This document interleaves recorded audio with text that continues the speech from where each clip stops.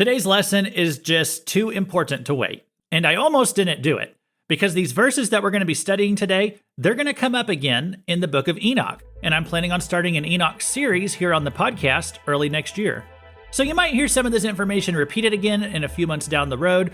That's why I almost didn't do today's lesson. I didn't want to get too repetitive, but it's just way too important not to tell you this today, because it has the potential to revolutionize your prayer life.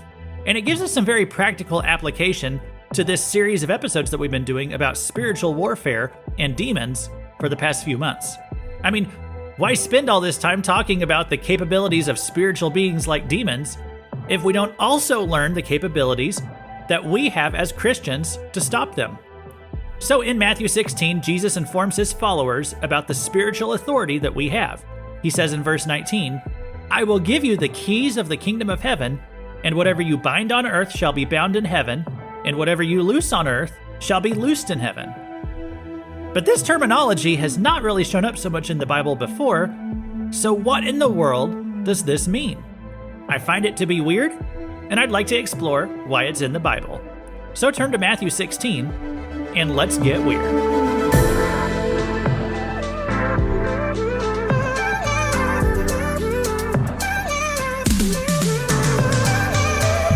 Welcome to Weird Stuff in the Bible, where we explore scripture passages that are bizarre, perplexing, or just plain weird. This is Luke Taylor, and today we're going to be talking about what it means to bind and loose things in heaven. And we've done 7 or 8 episodes at this point about demons and about spiritual warfare. And as I said a moment ago, why spend all this time learning about demons, but not at least spend a little bit of time learning how to stop them? And I'll tell you why not. Because a lot of Christians think that concepts like spiritual authority and spiritual warfare are weird. And that's not a very good reason to ignore or avoid what the Bible says. So let's look at today's verse in context, and then we'll examine a few theories about verse 19. And I think the proper interpretation is going to be something that is undeniably clear once we get to it. In Matthew 16, this is the turning point of the Gospels. This is when Jesus begins acknowledging himself as who he is. He first does it with his own disciples here. They're at a place called Caesarea Philippi. It's a site of demonic and pagan and idolatrous activity. There is an array or a pantheon of false gods that the people worshipped back then, inscribed on the walls of this place. And it is at this location that Jesus asks his disciples this question. In Matthew 16, verses 13 through 20, it says, "Now when Jesus came into the district of Caesarea Philippi, he asked his disciples, 'Who do people say that the Son of Man is?' And they said, 'Some say John the Baptist, others say Elijah, and others Jeremiah or one of the prophets.' He said to them, 'But who do you say that I am?' Simon Peter replied, 'You are the Christ, the Son of the living God.' And Jesus answered him, 'Blessed are you, Simon Bar-Jonah, for flesh and blood has not revealed this to you, but my Father who is in heaven. And I tell you, you are Peter, and on this rock I will build my church, and the gates of hell shall not prevail against it.'" Now, I almost did a whole episode just about that verse right there, because there's a lot of confusion about why Jesus says this to Peter. There's a lot of controversy between the Catholic and the Protestant churches about what Jesus means right here. And if you'd like an episode diving into all that, I would be happy to do it. You just send me an email or a comment, let me know.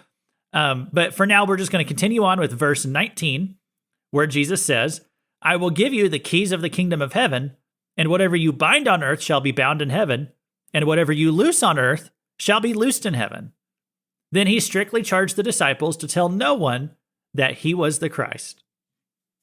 So now we've reviewed the context. Jesus is acknowledged as the Christ, and Peter says it, and Jesus tells Peter that the only way somebody could recognize that fact is because they've had a spiritual awakening take place inside them, inside their heart. And believing the gospel, the good news, the truth about Jesus is what places you in the kingdom of God. It means that you're saved. It means you're born again. It means you have the Spirit of God dwelling inside of you. It means that your old record of sins has been done away with, and you are made totally pure and clean in God's sight. So getting saved means a lot of things. Your whole eternity is different. You have a new address now whenever you die, and it's in a much better place than the eternal destiny that you used to have. And Jesus could have pointed out any one of these glorious facts at this moment, but instead, Jesus decides to make a point to Peter about spiritual authority, the spiritual authority that believers in God carry once they get saved. You are a citizen of God's kingdom now, and God places an authority upon you, and you can exercise this authority over spiritual forces like demons or unclean spirits. Now, why does Jesus emphasize this fact right here? Well, perhaps it's because he's standing in Caesarea Philippi, which is a demonic stronghold. This is Bashan. This is where the sons of God came down to mate with human women, as spoken of in Genesis 6, and it's explored in more detail in the book of Enoch. Caesarea Philippi is located at the foot of Mount Hermon, or Mount Hermon. That's the mountain where the sons of God hatched this plan. This is the place, the region of the world, where giants, known as the Nephilim or the Rephaim, where they lived during the days of the Old Testament. In ancient Canaanite literature, this region of Bashan, where Caesarea Philippi was located, this was considered the entryway to the underworld. In the Greek, they called it the gates of Hades, or the gates of hell. And it is at this spot right here that Jesus makes the point to his disciples that whenever you become a citizen of God's kingdom, you can go to war and you can win against the spiritual forces, against the demons, and the gates of hell will not prevail against you. We have the keys to the kingdom. We can bind and loose things in the spiritual realm, and that is how we defeat the forces of darkness. So let's talk about what that means today. First, I want to go through a couple of wrong theories about binding and loosing, and I want to mention these real quick because it'll also help us to understand improper ways to do Bible interpretation. Then we're going to look at the right way. Some Christian traditions, this is one of the wrong theories, but some traditions teach that binding and loosing refers to a Christian's authority to break vows. That basically if somebody has made a vow, then a Christian has the authority to declare the vow annulled or to declare the vow void. Now, where does this idea come from? Well, this idea first comes from post-New Testament rabbinical literature, okay? It's things written by ancient rabbis after the New Testament was written. And so to get the idea that that's what binding and loosing means, you'd have to look at rabbinical literature that was written not even during the days of Jesus, but stuff that came hundreds of years later. And they used these texts that were written a few hundred years after the New Testament was finished to arrive at this idea of what binding and loosing actually means. Now, I don't have a problem with using ancient sources or ancient documents or ancient texts as we're trying to study and understand what words meant in Bible times. And if a document hundreds of years after the New Testament, if that was the best that we had, then maybe that's what we'd go with. But as we'll see today, it's far from the best that we have if we want to understand this passage. There's another theory out there, some Christian traditions teach, that binding and loosing means a Christian has the ability to forgive somebody's sins. And they base this by connecting Matthew 16 to John chapter 20 and verses 21 and 22. This is after the resurrection. And Jesus said right there, "Peace be with you. As the Father has sent me, even so I am sending you." And when he had said this, he breathed on them and said to them, "Receive the Holy Spirit. If you forgive the sins of any, they are forgiven them. If you withhold forgiveness from any, it is withheld." So some people look at those and they say binding and loosing is about forgiving people's sins. The problem with the verses in John chapter 20 is that they don't say anything about binding and loosing. The word for binding in the Greek is deo, and the word for loosing is luo. And those words do not show up in John chapter 20, verses 21 and 22. So that's not really a strong connection to try and connect it back to what Jesus was saying in Matthew 16. If we want to know what binding or loosing means, then we need a passage to either define binding and loosing for us, or maybe to use it in a sentence for us, and that will help us to figure out what binding and loosing actually does refer to. That is how you let the Bible interpret the Bible. That's what we mean sometimes whenever we say the Bible is its own dictionary, okay? We let the Bible interpret the Bible. So, thankfully, we have passages in the Bible that use binding and loosing And it's very clear for us what it's talking about. And as you read them, as I read them for you here, you'll see that they are unequivocally, undeniably about spiritual warfare. Binding and loosing are about binding demons or binding fallen angels and loosing people from their grasp. So this is spiritual warfare language. This is spiritual authority language. Notice that Jesus says, whatever we bind on earth will be bound in heaven. So taking this to in heaven means we're going into the spiritual plane, in the spiritual realm, the spiritual dimension. And when demonic forces are constrained or restrained, that is referred to as binding them. And this is very common spiritual language. I mean, it quite literally means in the spirit realm, they're all tied up. Matthew 12, 26 through 29 gives an example of this. Jesus said, "And if Satan cast out Satan, he is divided against himself. How then will his kingdom stand? And if I cast out demons by Beelzebul, by whom do your sons cast them out? Therefore they will be your judges. But if it is by the Spirit of God that I cast out demons, then the kingdom of God has come upon you." Verse 29 is important here. "Or how can someone enter a strong man's house and plunder his goods unless he first binds the strong man? Then indeed he may plunder his house." So I read the whole context there because it's clear in the context that the strong man is Satan or a demonic power. And a cross-reference for this, you could also look at Mark 3:29. Another place we can look at for binding and loosing terminology is Luke 13, starting at verse 10. It said, "Now he was teaching in one of the synagogues on the Sabbath," the he there being Jesus, "and behold, there is a woman who had a spirit of infirmity 18 years, and was bent over, and could in no way raise herself up. But when Jesus saw her, he called her to him and said to her, 'Woman, you are loosed from your infirmity.' And he laid his hands on her, and immediately she was made straight and glorified God." So you heard the word loosed right there. And then Jesus is going to be questioned about this. They're saying, "Well, you did this healing on a Sabbath. You're not supposed to do work on the Sabbath. So what's up with that?" And Jesus, in replying to them, he says this in verse 16, "So ought not this woman, being a daughter of Abraham, whom Satan has bound," think of it, "for 18 years, be loosed from this bond on the Sabbath?" So you see the words right there again, binding and loosing, deo and luo. These are words of spiritual warfare against Satan and his forces. This is spiritual warfare vocabulary. Okay, Satan has bound this woman, but she is being set loose. All right? Some Christians think that spiritual warfare is, they want to stay away from it because they think it sounds spooky or superstitious or strange. But it is right here in the Bible. It's all through the New Testament. This is the vocabulary that Jesus gives us to use in our prayers. And therefore, many, and perhaps most Christians, are not praying in the authority that's been bestowed upon them as a citizen of heaven, because we are not praying prayers of binding and loosing. So, a note here on Bible interpretation, and then I want to give a note on application as we wind down today. And in the meantime, I'll just mention, I will go ahead and put out an episode next week. It is a holiday week. It's going to come out the day before Thanksgiving. I almost took it off because it was a holiday week, but I decided I want to go ahead and put one out. We're going to be talking about Naaman's jar of dirt. If you've ever read the story of Naaman in 2 Kings chapter 5, you might have found it a little odd that he asks for a jar of dirt to take along with him whenever he heads home. And so I want to explain what that is all about on next week's episode. It's kind of a deviation from the sort of stuff we've been talking about lately on this show, but I don't know. I just feel it kind of burning in my chest. I really want to talk about that passage. So I'm going to go ahead and do that. And then in 2 weeks, I want to spend one more week on demonology.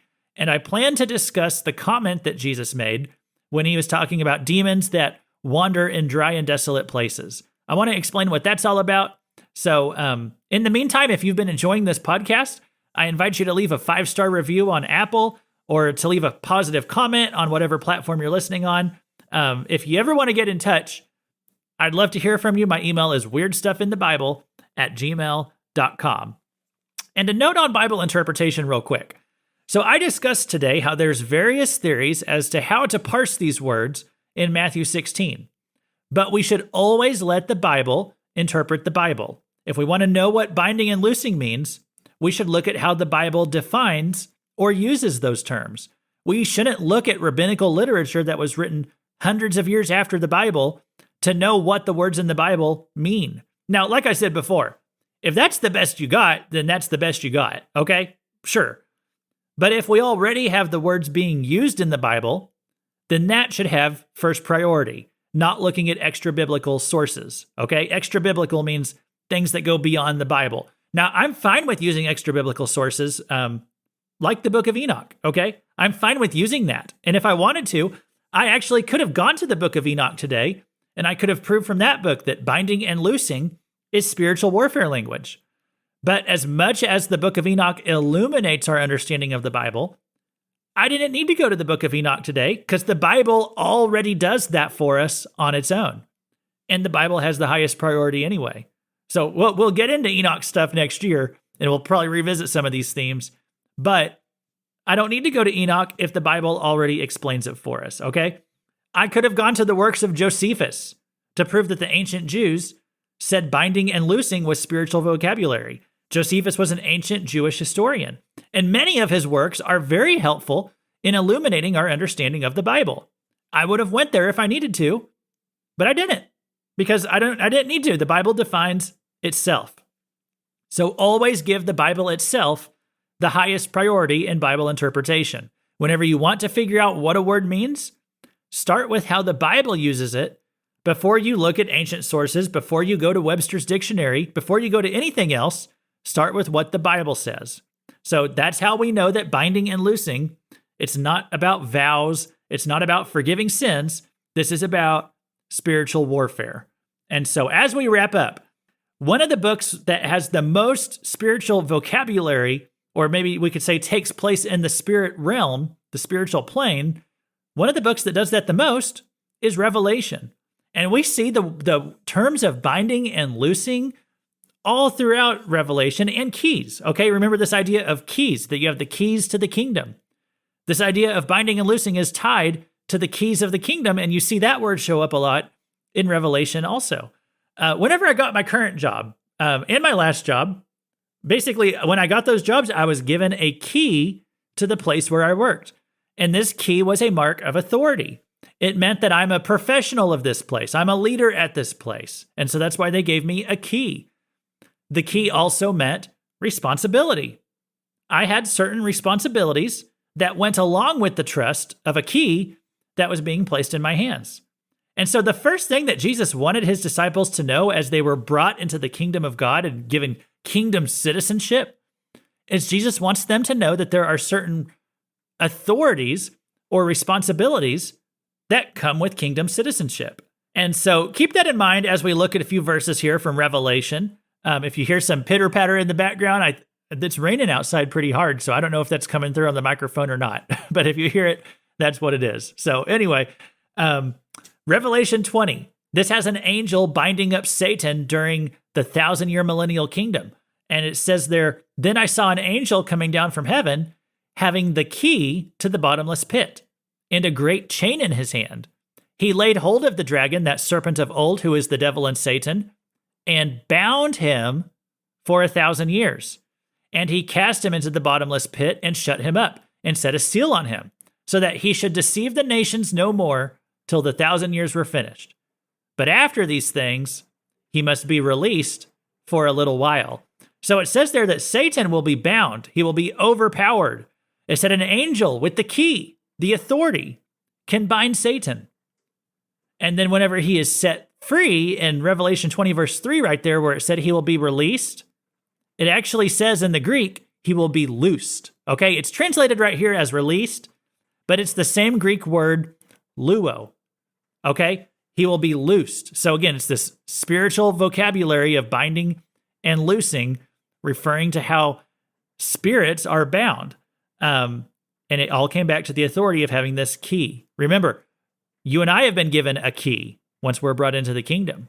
Jesus says in Revelation 1:18, "I have the keys of Hades and of death."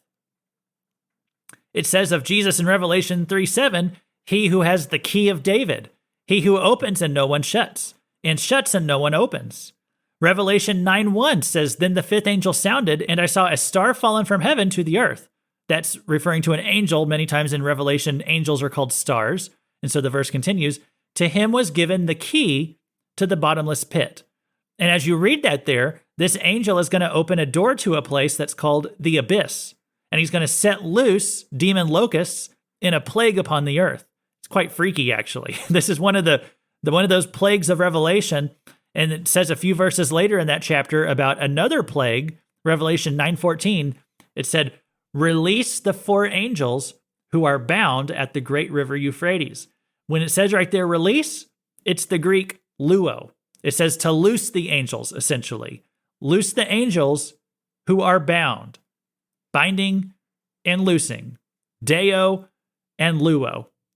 And so, guys, as I wrap all this up, I'm trying to make a really airtight case for you that binding and loosing is spiritual vocabulary for our prayers, and that Jesus has given us the authority and the responsibility to pray these types of prayers, to use binding and loosing in our prayers. I'll say this too. I feel like I kind of always knew that. Like I always kind of knew that binding and loosing had something to do with perhaps binding demons and loosing angels, to administer healing, to administer answers to our prayers, setting them loose.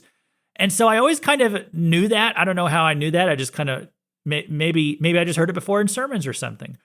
But maybe you have too. I don't know. But I took a lot of relief a few years ago in 2020. I remember it was during the COVID lockdowns. Our gym in the area had opened back up, and I was listening to a podcast with Michael Heiser, and he was explaining all of this about prayers of binding and loosing. Basically what I'm telling you today, that this is spiritual warfare vocabulary, and he demonstrated that right from the Bible and how the New Testament uses these words. And so I just always remember that. And so I just had a great sense of relief that this thing what I always thought it meant, yes, that is what it means in the Bible. It's about spiritual warfare. And so please remember to use these words, because this is the words that Jesus tells us to use. And if you've been praying for something, remember what we learned a few weeks ago. Demons or fallen angels can disrupt our prayers. That was in the November 6th episode. We talked about Daniel chapter 10. God could send an angel with the answer to your prayer, and that angel could get held up by an evil force in the heavenlies. So go back and listen if you didn't hear that episode. But my point is, whenever you pray, whatever you're praying for, also pray that Satan and his minions are bound from inhibiting your prayers. Pray that they are bound and that your answers to prayer will be loosed. After all, Jesus in the Lord's Prayer, when he's teaching us how to pray, he told us to say, deliver us from evil, or as some translations say, deliver us from the evil one. That right there is spiritual warfare, and we need to be doing it. We have the keys to the kingdom. If I didn't use the keys that my boss gave me whenever I got those jobs, whenever I became his employee, I would probably get fired because I was failing to use the trust and the responsibility that he had placed upon me. And I would like to please my boss. I would like to not get fired. But even more, I'd like to please Jesus and to use the trust and the responsibility that he has given to me as well. And I hope you will too. And if you think praying prayers of binding and loosing sounds weird, then I hope you'll be a little more weird today too. Thanks for listening. God bless you for sticking around till the end. And we'll see you next time on Weird Stuff in the Bible.